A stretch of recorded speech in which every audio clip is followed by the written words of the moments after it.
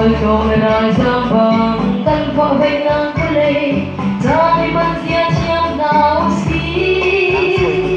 Ibaray at yung umitil niya dehi Aling pinsang di pano Nataraw sa salang nakasungchong atin Zay talat sa atin mo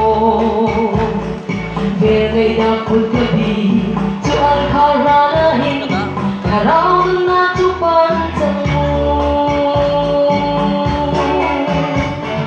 Tiapay pong kobangin Nilatang tuan niya Doon bitiw kazuman niya ben Nangzong na niya benan Kaizong kaluan ayaw Walay gutit ang kanpanay Atong balikan siya kung ayaw Asya tuhoyo ng kachituwa Mazay ng tanapag yun ka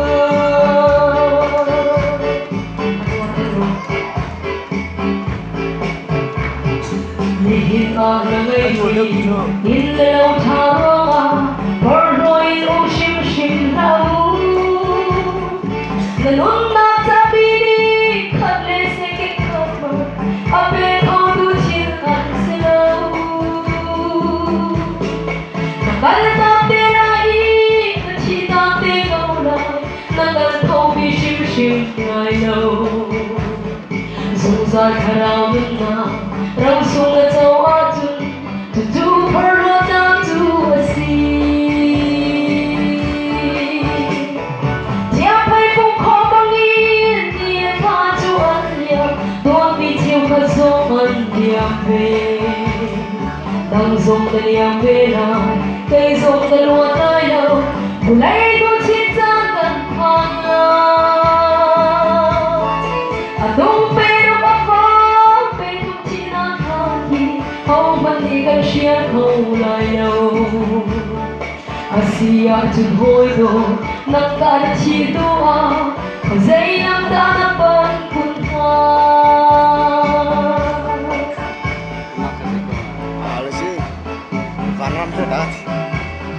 Mulai mong sawido Nitong nasiro ka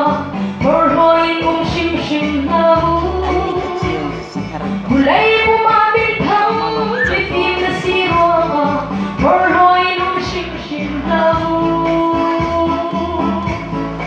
Dur mga buhay lahi Riyan mga sordelay Di kulay kantat sa punso Tinangkan sumatu Mizay magkay ng mo Mulay aban sang ligaw nai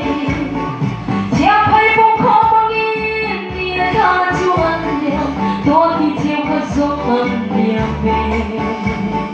Nangzong na niya benan Kaizong kaluan ayaw Mulay gutit sa ganpanan Atong pero kapag Petong tinakali Ang siya kaulayaw Asya tuhoyo ng kachituwa Kazay ng tanapan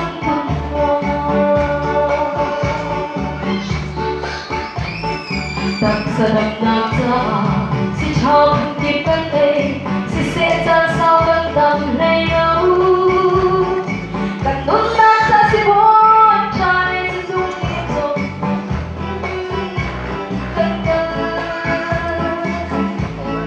Kanun na sa kanay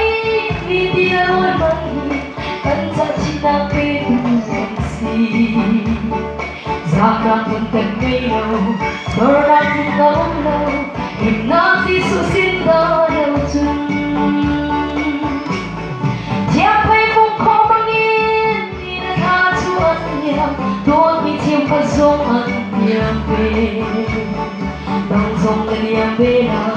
Kaizong kaluan ayaw Mulay gutit ang ganpanay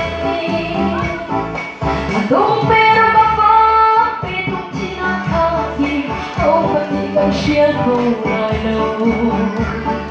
Asya tuhoyo ng kachinoa Pagzay ng tangapan. Voy para el tubo, yo ya no sé.